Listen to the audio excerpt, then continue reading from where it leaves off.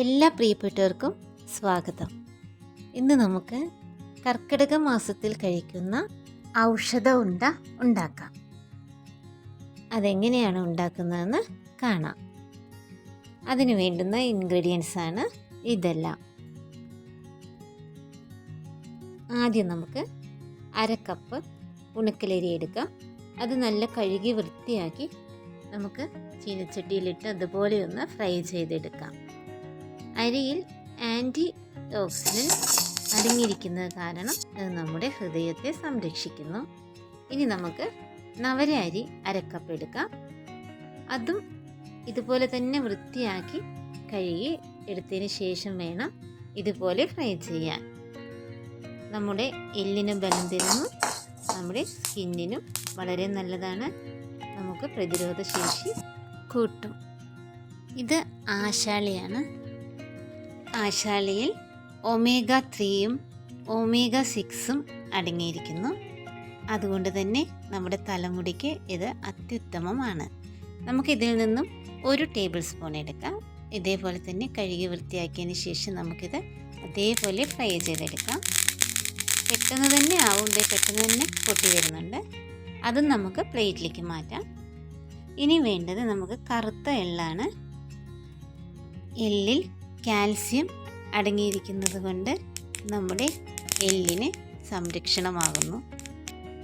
അത് നമുക്ക് എല്ലാം ഫ്രൈ ചെയ്ത് വെച്ചിരിക്കണം. ഇനി വേണ്ടത് നമുക്ക് ഉലുവയാണ്. ഉലുവയും നമ്മൾ 1 ടേബിൾ സ്പൂൺ എടുത്ത് ഇതുപോലെ വറുക്കണം. ഉലുവ നമ്മളെ സഹായിക്കുന്നത് ബ്ലഡ് ഷുഗർ കൺട്രോൾ ചെയ്യാനാണ് സഹായിക്കുന്നത്. ഇനി വേണ്ടുന്നത് നമുക്ക് 1 ടേബിൾ സ്പൂൺ ചെറിയ ജീരകമാണ്. ചെറിയ ജീരകം നമ്മുടെ ദഹനത്തിന് നല്ലതാണ്. ഇതും നമുക്ക് ഫ്രൈ ചെയ്തെടുക്കാം. ഇനി വേണ്ടത് 1 ടേബിൾ സ്പൂൺ അയമോദകമാണ്. ഇത് നമ്മുടെ മുടിക്ക് നല്ലതാണ്, പിന്നെ നമ്മുടെ കൊളസ്ട്രോൾ കൺട്രോൾ ചെയ്യാനും സഹായിക്കും. ഇനി വേണ്ടത് 1 കപ്പ് നാളികേരം മിക്സിയിലൊന്ന് അടിച്ചെടുത്തിട്ടാണ് ഫ്രൈ ചെയ്യുന്നത്. അങ്ങനെ ചെയ്യുമ്പോൾ നമുക്ക് ഒരു 2 ആഴ്ച വരെയും നമ്മുടെ മരുന്നുണ്ട കേടാകാതെ ഇരിക്കും. നമ്മുടെ നാളികേരത്തിൽ പല ഗുണങ്ങളുണ്ട്. നമ്മുടെ ശരീരത്തിന് ആവശ്യമായ പ്രോട്ടീനും ഫൈബറും ധാരാളം അടങ്ങിയിരിക്കുന്നു.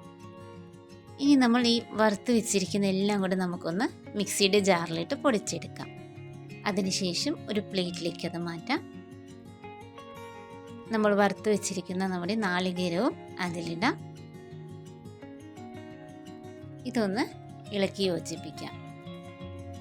ഇനി നമുക്ക് വേണ്ടത് കരിപ്പെട്ടിയാണ്. അത് ആവശ്യത്തിന് എടുക്കാം. നമുക്ക് അതിനെ ഒന്ന് മുറിച്ച് ഒരു 1/2 കപ്പ് വെള്ളം ഒഴിച്ച് നമുക്ക് അതിനെ ഒന്ന് ഉരുക്കിയെടുക്കാം. കരിപ്പെട്ടിയിൽ ധാരാളം അയൺ അടങ്ങിയിരിക്കുന്നു. അതുകൊണ്ട് തന്നെ നമ്മുടെ ഹീമോഗ്ലോബിൻ കൂട്ടുന്നു. അതുകൊണ്ട് നമുക്കുണ്ടാകുന്ന വിളർച്ച മാറിക്കിട്ടുന്നു. ഇനി ഇത് നമ്മുടെ കരിപ്പെട്ടി ഉരുക്കിയത് നമുക്ക് ഒഴിച്ച് എല്ലാം കൂടി ഒന്ന് യോജിപ്പിച്ച് നന്നായി മിക്സ് ചെയ്തെടുക്കാം. ഈ ഒരു പാകമാകുമ്പോൾ നമുക്കത് ഇതുപോലെ ഉരുട്ടിയെടുക്കാം.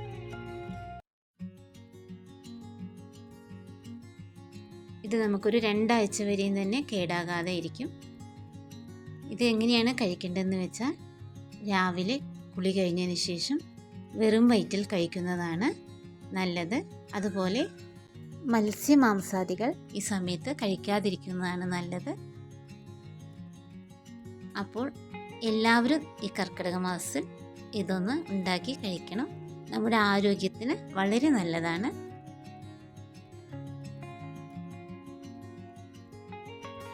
ഇനി നമുക്ക് അടുത്ത വീഡിയോയിൽ കാണാം. Have A nice day.